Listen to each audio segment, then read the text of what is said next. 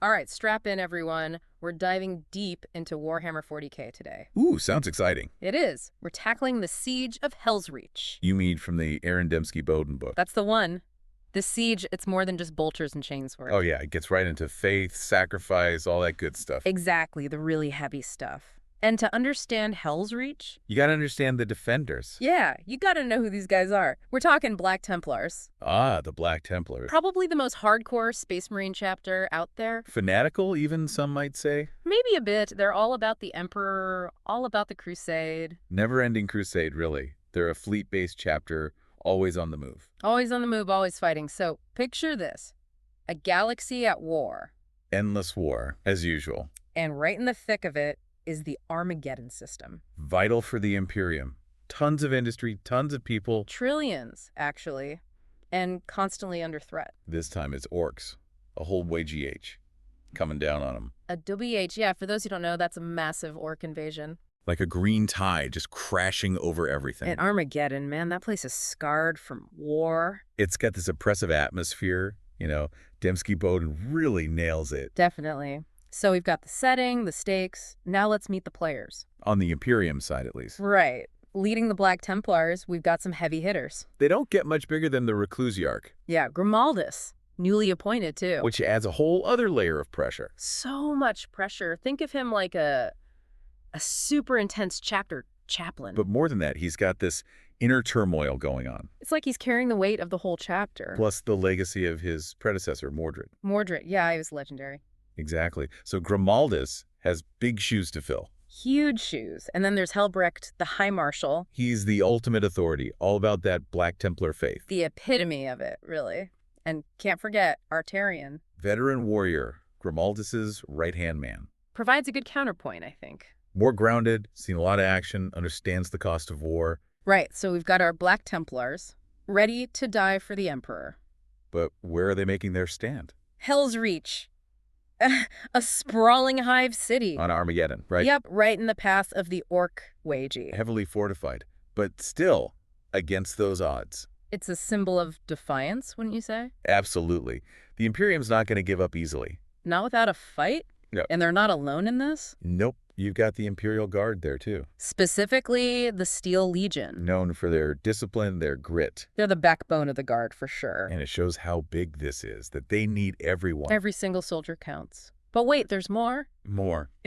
Who else could they possibly bring in? Space Marines, reinforcements, Which chapter? the Salamanders. Ah, the fire-loving salamanders. That'll spice things up. Right.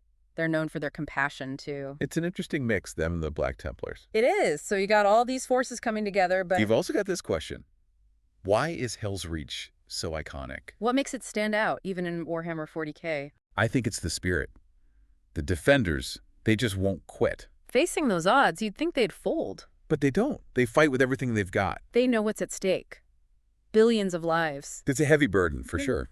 And it's not just the soldiers either. Yeah, there's civilians caught in the middle of this. Dembski-Bowden doesn't forget about them. He brings in characters like Colonel The Saren. Steel Legion commander, making tough calls. Then there's Syria Tyro, navigating the command structure. Nice, ambitious. Driven.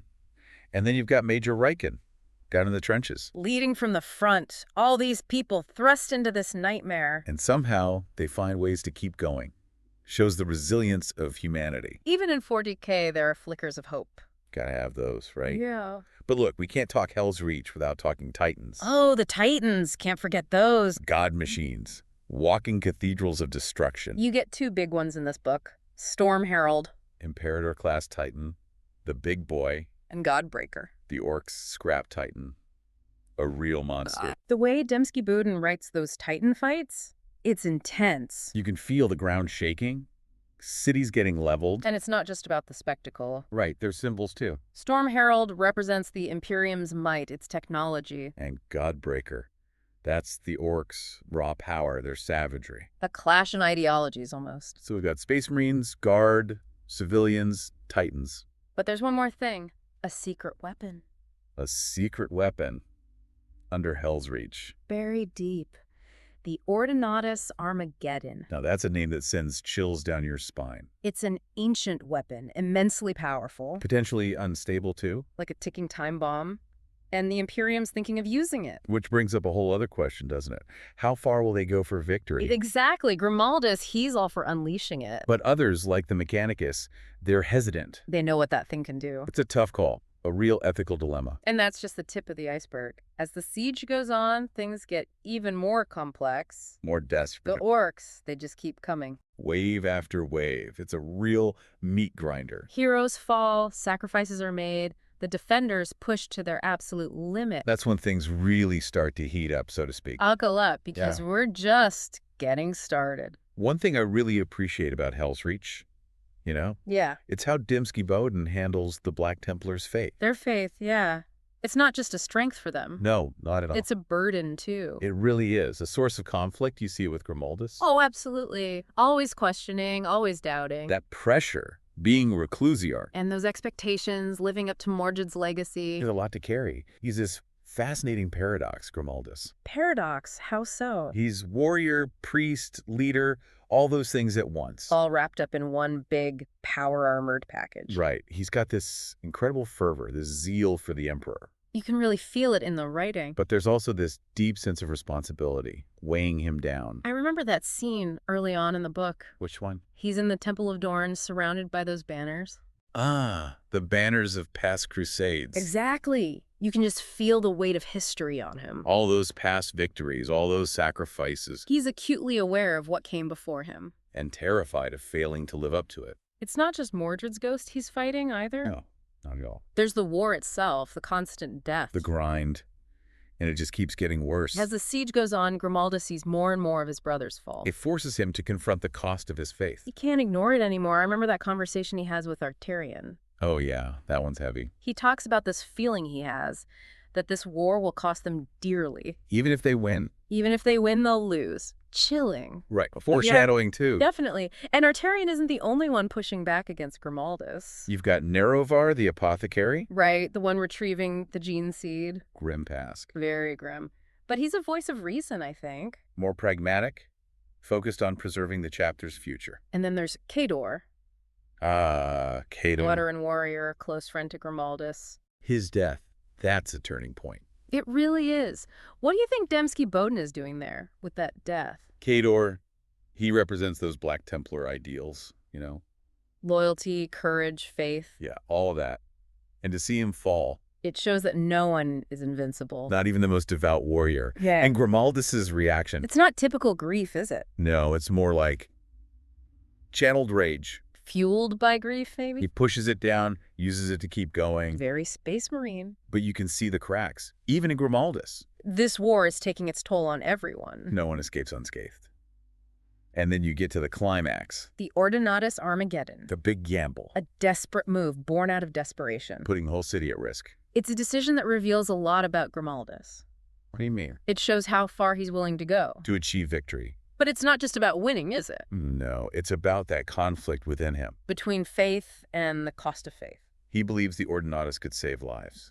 But he also knows it could destroy everything. It's a test, pushing him to his limits. And that's what makes Grimaldus so compelling. He's not just this righteous statue. He's got depth, he's got flaw. He makes mistakes, he doubts, but he still keeps fighting. He's human, in a way, even though he's a space marine. Exactly. And those challenges, those doubts, they're not unique to Grimaldus. No, they affect everyone, the human defenders especially.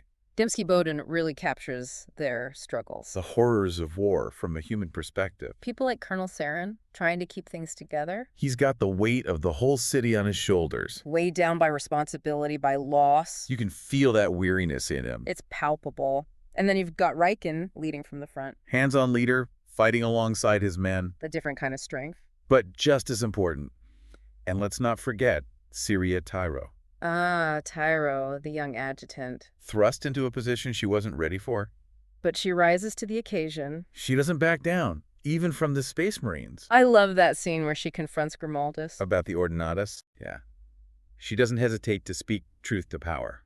It's bold. Show she's got guts. And it's those human moments Those sparks of courage, those acts of defiance. that really shine through. Ordinary people doing extraordinary things. Fighting for their homes, for each other. It's a reminder that even in 40K, humanity hasn't given up. Not entirely. But look, We got to talk about Storm It's Herald. the Titan. Its fall, that's a major gut punch. A symbolic blow for sure. It crushes the defender's hope. Literally crushes it. Godbreaker tears it apart. The way Dembski-Bowden describes it, it's horrifying. You can feel the impact, the despair, And Princess Zarha, the pilot, making her last stand, knowing she's gonna die. but buying time for the others. A true hero. It sets the stage for that final fight in the Temple of the Emperor Ascendant. The last stand. Brutal, desperate. Characters like Priamus, Artarian, Bastilin, They're fighting with everything they have. knowing it might not be enough. But they keep going. What do you think drives them? It's more than just duty, I think. Yeah, it's deeper than that. They're fighting for their brothers, for the people of Helsreach. For the chance to see another sunrise, It's a fight for survival, for hope. even if that hope is fading fast. And it's not just the Space Marines either. Right, you get Andrej, the stormtrooper, Magurnus, the Dockmaster, regular people taking up arms. standing alongside these legendary warriors. It's pretty inspiring. It shows that anyone can be a hero. But amidst all that heroism, you can't escape the loss. The deaths of Bayard, Kador, Nerovar, They hit hard. they represent all the fallen, the nameless casualties. Dembski-Bowden doesn't shy away from that. No, he shows the true cost, the weight of those sacrifices. It makes you question what victory really means. In the end, Helsreach is a reminder A reminder. that war is never glorious. It leaves scars. Physical and emotional scars. Scars that might never fully heal. So we've covered a lot of ground here. Faith, courage, the horrors of war. Yeah. But there's this other thing kind of woven through it all. What's that? Sacrifice. Sacrifice, yeah. It's everywhere in Helsreach. And in 40K as a whole, really. Dembski-Bowden, he doesn't sugarcoat it. No, not at all. He throws you right into it. From page 1, you get the sense that The victory comes at a price. a steep price. And even survival, sometimes it feels like a loss. It's a grim universe. It really is. The Imperium, it demands sacrifice. Billions of lives just to keep the machine running. It makes you think, about the value of a single life, Especially in a place like Armageddon. a world built on sacrifice. Constant threat of war, endless industry. Human life is cheap there. Expendable, even. And the soldiers, they're the ones paying the price. The Imperial Guard, those poor bastards. The Steel Legion, in this case.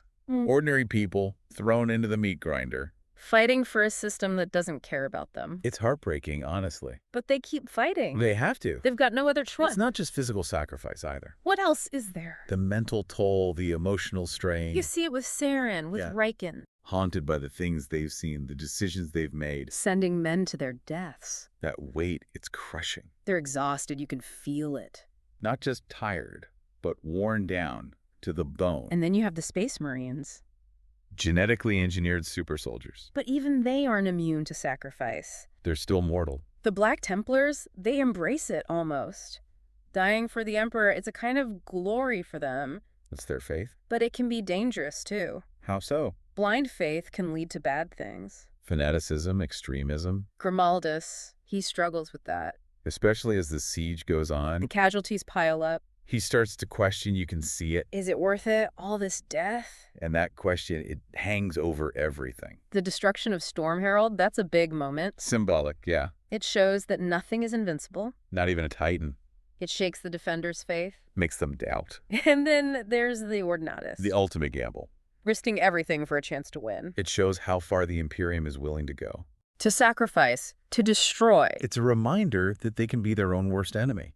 But it's not just the big players making sacrifices. No, the people of Helsreach, they're giving up everything too. Their homes, their families, their lives. It's all on the line. Dembski-Bowden doesn't shy away from that. No, he shows the human cost. But even in that darkness, there are moments of Courage, compassion. people helping each other, finding strength. It's inspiring, honestly. Makes you believe that maybe, even in 40K, There's still some hope left. Helsreach, it's a tough story. Brutal at times. But it makes you think, doesn't it? About sacrifice, about faith, about what it means to be human. It stays with you long after you finish the book. And in the end, maybe that's the point. So why does all this matter? Why are we talking about this fictional siege? Because it reflects something real, Something about us, about humanity. That capacity for courage, for sacrifice, for hope. Even in the face of impossible odds. It challenges us, makes us ask tough questions. What would we be willing to give up? For what we believe in, For the people we love. Those are questions worth asking. Even if the answers are hard. Helsreach, it's a reminder. A reminder that even in darkness, There can be light. there can be hope. And that's worth fighting for. Always. That's it for our deep dive into Helsreach. Thanks for joining us. Hope you enjoyed it. Until next time. Keep exploring, keep questioning. And keep diving deep.